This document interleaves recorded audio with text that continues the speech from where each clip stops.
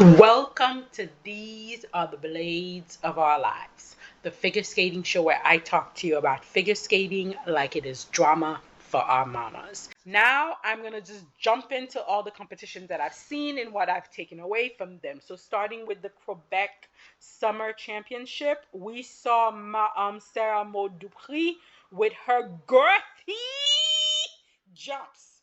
And I feel like throwing Sarah into the mix is just adding the right amount of spice to the Canadian women competition. This is just another competitor for Canada so that the women can really feel it. I'm here for it. We also saw Yulia Shayeva. She has really solid jump techniques, really solid jump technique. That triple lutz, triple toe looks potentially girthy. The spins also look good. So, okay, Canadian women, I see you. I see you. We also had some of the ice dance in Quebec. We saw Holly Harris and Jason Chen. They're getting an early start of their season because they have to go compete at the qualifier in China to try to get their self to the Olympic. The impression that I got with their program is I want to give it more time. We also saw Allison Reed and Salus Amberlas-Vilis, who is also in a similar situation where they also have to go to the Olympic qualifier to get their spot. Their programs, I'll be honest, and I don't want to say this because I do like this team. I like Allison, I like Celeste. They seem like a very pleasant team, but I'm gonna say it's a pass for me. I saw it. I saw both of their programs, and I can't say I remember it. There was there was nothing memorable. We also saw Marie Jean Laurent and Roman Laga. I love them. I love both of their program. I want them to go to the Olympics so bad. I hope I don't get crushed with my dreams. Then I also saw the 2025 Chinese Interclub League. I think China is becoming worse than South Korea with their overcompeting of their skaters, especially their junior women. While I don't love the overcompetition, I am happy to see the growth of their program. There are several young skaters showing real potential and solid jump techniques coming out of China. I complain all the time about how much I hate the teamtutberidze jump technique, which requires a skater to stay within the 60 to 102-pound weight range. And I was really fearful that China would opt for the Iteri jump technique for their skaters. So my heart was greatly relieved to see that these young skaters are being taught solid, good jump technique. So for the junior women at the 2025 Chinese International League, we had quite the showdown. This was really good. So in first place was Shu Zhenjian, and second place was Shi Kie Gao, and third place was Ariel Gao, and fourth place was Yi Han Wang, and fifth place was Wu Chen Tong. These young women are amazing. I am so impressed with China, with the skating skill, the composition of some of the programs, their spin basics, the jump basics. I really feel like China is slowly and quietly building up their strength, and I cannot wait to see it.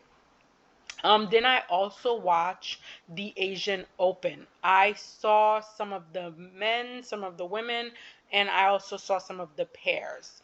So for the pairs, we had Ji Xiao Zhang and Yi Hong Huang winning here. Then in second place was Tae Ok Ron and Kun Chao Han from North Korea. They were in second place. And then third place was Isabel Gomez and Alexander Korovan. I could not find videos for Isabel and Alexander. However, I was really impressed by both the young Chinese pair and the North Korean pair. Um, Jisha and Yi Hong are great. There is so much potential in this team. With the right program and packaging, I can easily see this team on future podium. For the men at Asian Open, we had Ha Young Kim from South Korea winning here. I saw both of his program. He looks good. He looks ready to fight for that second spot for the South Korean men. And second place was Yu Xiang Li from Chinese Taipei. Definitely they're getting their stuff together.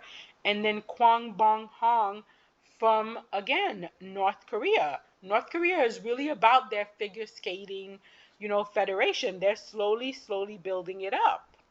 The senior women at Asian Open was really showing how deep Asia is going to go in terms of like China, both of their senior and their junior. So the winner here was Ru Yang Zhang.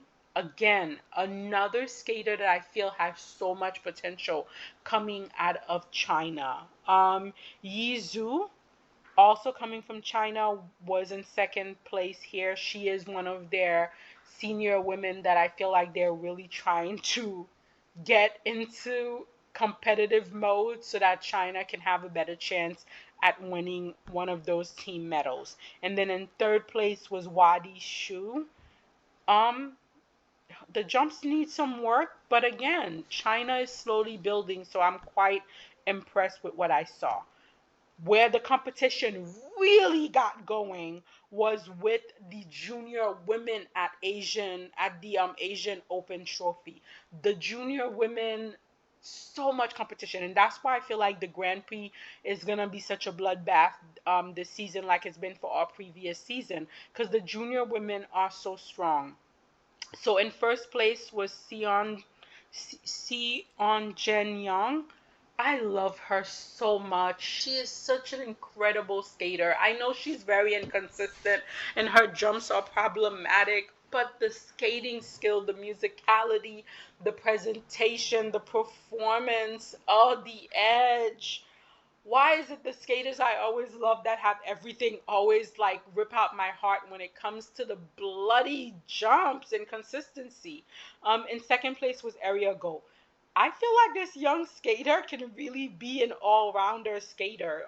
Like, she's very young. We gotta wait for puberty to happen, but there's potential there. And then Ru Chen Tong, another young skater from China, that I feel we could have some all-rounder skaters coming out of China, potentially. I didn't see the Asian Open Trophy junior men. I couldn't find the videos, so I didn't really see it, so I don't have anything to say. Then we had the Skate Ontario sectional. I was really looking forward to this. Why?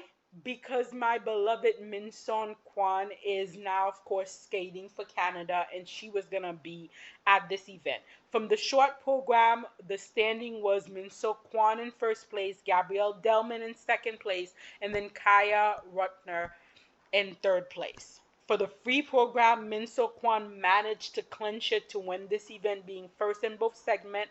Kaya Rutner came back strong and won the silver medal, and then Gabrielle Delman managed to hold on for the bronze medal.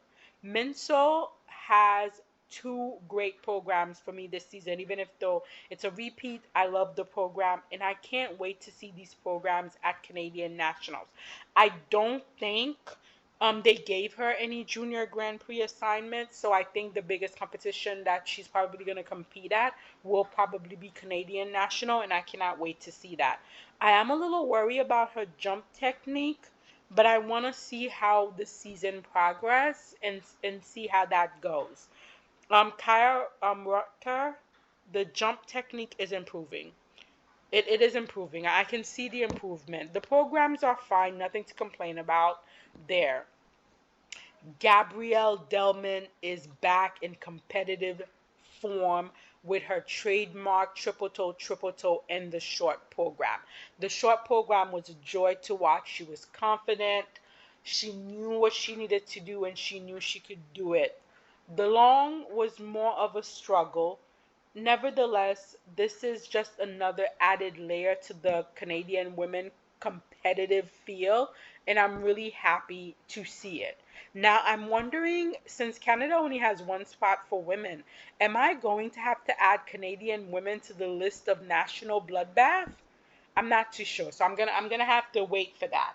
Then we had the Kinoshita Summer Cup, and let me tell you, we had some heavy hitters here. We had Rion Sumayoshi, we had Mona Shiba, we had Winka Watanabe, we had Nako Yamashita, we had Mai Mihara, we had Rino Matsuki, we had Nana Kawabe, we had Saki Miyaki, we had Mariah Egwa, we had Ami Nakai. We also got some of the men powerhouses for the seniors. We had Nozuno Yoshioka. We had Shunsuke Nakamura, we had Yuma Kagiyama, we had Sota Yamamoto, we had Sena Miyaki, we had Kao Mura, we had Kazuki Tomoto, we had Taisuya Saboy. And then the juniors also were not playing around. We had Karuko Wada, we had Mao Shimada, Haruna Murakawi, we had Ikawa Koshida, we had Sumaki Kanazawa, we had Yotakagi, we had Mayuko Oka, we had Ryo Nakata, we had Sena Takahashi, we had Deya Ebihara, we had um, Tsutsui Soto. Just listen. Japan wants us to have no delusion.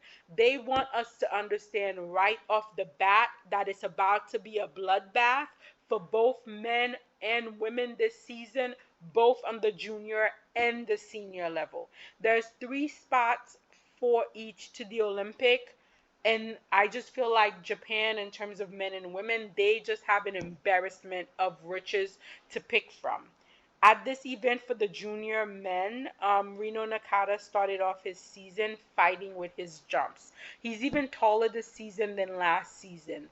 I want Reno to go clean so I can have a better understanding of his program, but right now he's still struggling. So this was an event that, he probably could have won, but he ended up didn't win. But all in all, I felt like the junior men performed commendably. Then we had the senior men. In first place was Yuma Kagiyama. In second place was Sota Yamamoto. In third place was Tatsuya Saboy. In fourth place was Kazuki Tomoto. In fifth place was Takeru Katsei. And then in sixth place was Shunsuke Nakamura.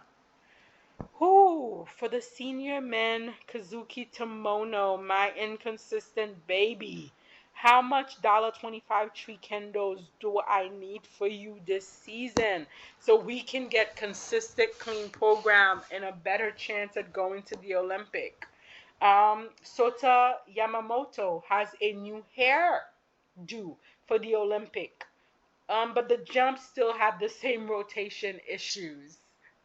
We're gonna have to wait and see. Oh, poor Kalmura is still coming back from injury, so I don't really have a take on him yet. It seems like he's struggling with getting his jumps back, skating consistently. I do think it's also an issue of confidence. So I don't know where to place him in the deep field of Japanese men. Yuma Kageyama's short program has so much personality. He's not completely comfortable with that short program yet. However, when he does get completely comfortable with the short program, there is so much personality and nuance in that program that I really feel like it could take us there. The long program is a perfect fit. I'm not the first one to say this. I'm not going to be the last one to say this. But this is a choreographer who loves her profession and knows how to tailor a program to a skater. Like anyone else, I watched this program several times. I was elated to see Yuma embody this program so well, to feel the music like it was meant to be felt. And this is a beautiful composition of an overused war horse. They did everything that I wanted them to do and then some. However, I am a little concerned because I want Yuma to pace himself. I don't want him to peak too soon. These beautiful programs, I want to see them perform at their max at the Olympic. I want him to have the free of his life at the Olympic because this program deserves it. The junior women here were delightful, especially with Ikara Kushida. She had two programs that I felt like perfectly suited her. The short program with the gold dress is just wonderfully playful. The free program with the one shoulder dress is very sophisticated. Her skating is very clean, very uncluttered, very unbothered, very effortless. She's a skater that I enjoy watching because she doesn't stress my heart. Love it. And the fact that, she has an upcoming, ice dance career for her, also love that. I love it all. Hannah Bath made her season debut at the Summer Cup in Japan, and the short program looked good. The jumps are giving me hope for her future girthiness. You guys know how much I love me a good girthy jumper, and she looks like she might be able to control her jumps at a much earlier stage in her career than other girthy jumpers. Hannah, let's get it. Mal Shimada is already in top form at the start of the season. I do agree that Mao would be an Olympic contender if she was able to compete. So my heart breaks for her in the fact that she's not able to be eligible for the Olympic. And oddly enough, this is the second Mao to find herself in this situation. Because remember, Mao Asada also was competing and was beating everyone, but she was also not age eligible for the Olympics. However, the age adjustment rule, aka, as I like to refer to it, the Grandpa Valieva rule, is necessary to protect these children. I, I cannot say this enough.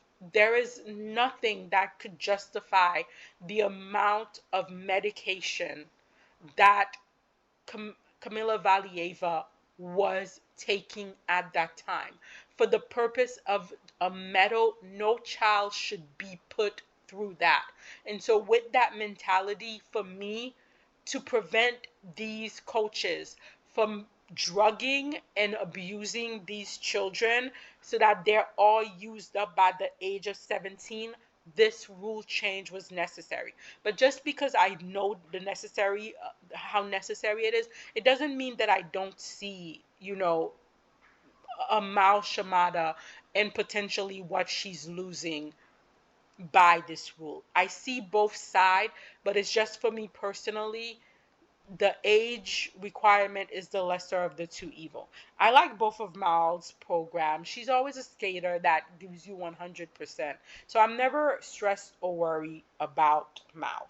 The senior women hurt my heart. Immediately, the season hasn't even gone into full swing, and already I was getting heart palpitation and pain. So at this event, Amnina Kai won. Monet Shaba came in second place. Mai Miyahara was in third place. Then we had Saki Miyaki in fourth place. Maria Egwa in fifth place. Mako Yamashita in sixth place. Rion Simoyoshi in seventh place. Rino Matsuki in eighth place. And Rinka Watanabe in ninth place. Saki Miyake's short program, To Think of Me, was delightful. I honestly hope I can see it more in competition this season. This is beautiful, pure skating. Rion Sumiyoshi needs that quad to really be a factor in the conversation of Japanese women Olympic team. This was probably not the start of the season that she wanted, but given the depth of the Japanese women's field, she's probably going to need that quad to really put her name into the foyer. Mona Shiba always comes for us and with us, to us in terms of her program. Again, this season, really like both of her program. Her chances are good, but consistency is key. I also want her to pace herself at her competition. I don't want her to go brilliant at the start of the season only to burn out at the end of the season. I want this to be a slow burn season for Mona Shiba. Rinka Watanabe, another skater with difficult elements, not only the triple axel, but also now she's trying the quad sow. But honestly, I have to say, unless the triple axel is consistent in both the short and the long program, I can't say that I see her really coming out, coming in this field. I really don't. I think she needs to skate clean. She needs to skate consistent, and then maybe we can watch this conversation again. My Miyahara has my heart. Her struggle and continuous love for the sport makes me want to root for her. It really does. This is what I mean by longevity in the sport. Building up your fan base slowly but surely. I want Mai to have the world because I have watched her struggle from the start to now reaching the point in her career. For me, there are so many deserving women in Japan, but if we could have Mai Miyahara finally, after 3 cycles of trying, make it to the Olympic, that would just be wow. What a story. What a story. Rino Matsuki, the skating skill that brings tears to my eyes. Why? Most of the skaters that I love with the skating skills be so inconsistent? Why most skaters that I love with skating skills that bring tears to my heart be so inconsistent? Skating deities, why must you guys be so cruel to me? All I'm asking for is to please give us a season of Reno being consistent. Let us enjoy these programs cleanly. That's all I'm asking. Amnina Kai is definitely finding her footing as a senior. And I am going to say this early. She's got a possible outside dark horse shot. Outside dark horse. Not fully in the conversation, but outside dark horse possibility. I see it. Why? All the ingredient is there. Technically, artistically, Amni can be in the conversation. Consistently, that's where we're gonna determine this. The main event that I watched so far as the season started was the Cranberry Cup International, which only had the men and the women discipline, and I watched both the senior and the junior section. So for the junior men, we had Young Hao Lee win this event, and second place was Grayson Long, and third place was Anthony Paredes. Listen, Hun Young Hao Lee is trying to adjust to his new taller frame while still maintaining his engaging skating. I really have a lot of hope for this skater in the future because there's so many aspects to his skating that I really like. It's good to see that Grayson is skating with more confidence and his skating is looking cleaner. The jumps are coming in more and more, so I'm really happy to see that. You all know that I'm here for everything Anthony. He stands out in skating as a bright light of uniqueness. Anything he does, I'm like, yes, Anthony. Anthony should start working with a jump specialist. Because if we could have consistent jumps, I really feel like this is a skater that the sky is the limit for. The fandom is already prepared to get 100% behind him. If he could get the jumps together, I feel like the judges will have no choice but to get behind him. But it is absolutely necessary to get those jumps consistent. For the women, it was a mixed bag with some interesting moment from me. The standing was Sophie Jolene von Felten won this event. In second place was Anika Chow. In third place was Kaya Tienen.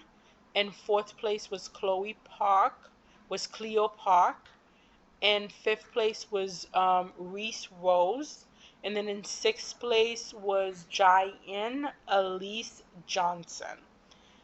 I am concerned with the technical elements in Sophie's skating. I have made it very clear that I don't like the practice of these young skaters doing these difficult elements that may harm them during their growth process. The one thing that I will say is that Sophie has a good jump technique with sound skating. So I'm hoping that that will be a protective shield for her. However, her team seems to be mostly focused on jumps, and I feel like that's going to be unfortunate because the potential for Sophie as a skater is so much more than just her jumps. Anika and Jia Yang were really nice to watch. I want to see where their skating is going. They have some really nice qualities and element. While for me, Kaya, um, Cleo, and Reese are all on my possible girthy jump list. I'm keeping an eye on all of these skaters. The senior men outcome of this event was the most left field podium that I have witnessed in figure skating in a while. The standing were as followed: Roman Sadovsky in first place, Alexander Solovko in second place, Steven Gugolev in third place, Tamir Kupperman in fourth place, Jacob Sanchez in fifth place, Donovan Carrillo in sixth place, Jimmy Ma in seventh place. He was leading after the short program. And then Liam Capertis in eighth place. Oh Lord, where do I start? First of all, Alexander Selevko is giving us a Prince program with the crop top, and I am here for it. Get it, Devo. Get it, Devo. I'm here for it. Roman Sadovsky may be coming into his era of skating. I would love to see Roman redeem himself on an Olympic stage. And I feel like that is very likely, very possible because his quad sow is looking delicious. So this is definitely possible. Donovan Carrillo has to go to the Olympic. I'm speaking to the skating deities. Skating deities, I offer you a full aisle of $25 tree candles. Make this happen. Donovan has to make it to the Olympic. Poor Jimmy Ma. This was not the start to the season that he wanted. Unfortunately, inconsistency may once again keep him off the Olympic team. I pray this is not the case because Jimmy Ma would rock an Olympic moment if given the opportunity. But to be given that opportunity, it's going to have to be consistent and clean. So this was unfortunately not the outing that he wanted. Now, senior women at Cranberry, as always, was more political than it was actual. At least this was in what happened in my opinion. So the standing was Isabel Oviedo in first place, Sofia Semendolkina in second place, Gia Chen in third place, Sonia Helmer in fourth place, Josephine Lee in fifth place, Katie Chen in sixth place, and then I'm going to skip some and then go to ninth place, which was Mencha Kem. I'm going to start with Mencha Kem, and that Mencha and Isabel share the same jump technique where her chest is bent over her knees, facing the ice in a 90-degree angle before jumping. It is a visually very unpleasant technique. Honestly, I feel like her jump bent over case is even worse than Isabel. In her programs, there are moments in this program, and you could tell this skater is just a lovely skater with nice skating skills and ice flow, but oh my goodness, those jumps. Sonia Helmer short program single-handedly restored my faith in skating only for the tech callers to destroy it once again.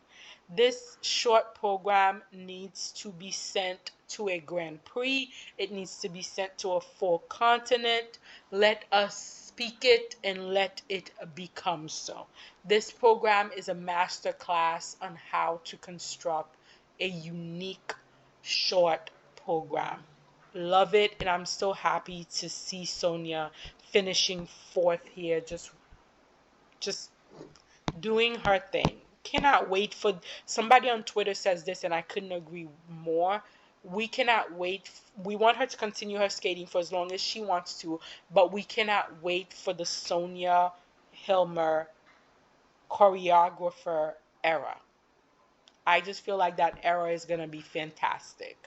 Um, Gia continues to struggle with her jumps, and while this was not a bad start to her senior debut, I could see that there was some disappointment in the outcome. I love the short program for Gia. I think we haven't seen it clean, so I don't have a full picture of it, but I do think it really plays to her strength. I reserve judgment on the long program. I reserve judgment on the long program.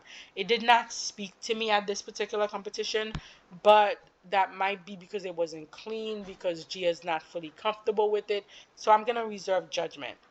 Sofia Semendonkina is putting herself in the conversation with consistency and good performances. Both of her program, I would say, suit her. And in my opinion, Sofia had the best outing both in the short and in the long program at this event. I would have had her as the winner of this event. However, we knew what was going to happen. We knew what was going to happen going into this event. Politically, in terms of seniority, Sofia doesn't have the cachet yet to really get this job done. Isabel Oviedo won this event, and I have no strong feeling on either of her programs. I was not wow, but I did not hate either of her programs. I'm not going to talk about her jumps because I've already done that. Yeah, it's a dead horse. Let's not beat it. For me, the program at this the for me the problem at this event was the tech caller, because I really felt like the tech caller took a double dose of NyQuil and saw nothing when it came to Isabel's jumps, but then decided to get on some Sabrina Carpenter double espresso for everyone else's jump. At least that's how I took it. Because when Isabel gave us that triple flip, triple toe, and that was called clean, I literally had a full freeze moment where I was asking, like, how? Where? Show me. At the same time, they literally dropped the hammer on Sofia for that triple flip. Every opportunity they had to drop the hammer on Sofia for that triple flip, they did. Sadly, I do think the calls, the tech calls at all of the events for men and women are going to be more politically inclined than anything else. I mean, the season just started, and I'm preparing my pitchfork because some of these tech callers are gonna get it. So right now I'm enjoying some Riga Junior Grand Prix and trying to get my health together because I'm fighting a cold because I got caught in the rain. But you guys let me know, what are you guys watching right now? What are you enjoying? And what is going on in figure skating Twitter or figure skating period that I'm missing out on, because apparently didn't know about the Keegan thing, and apparently there's a lot going on that I don't know. So you guys let me know in the comment.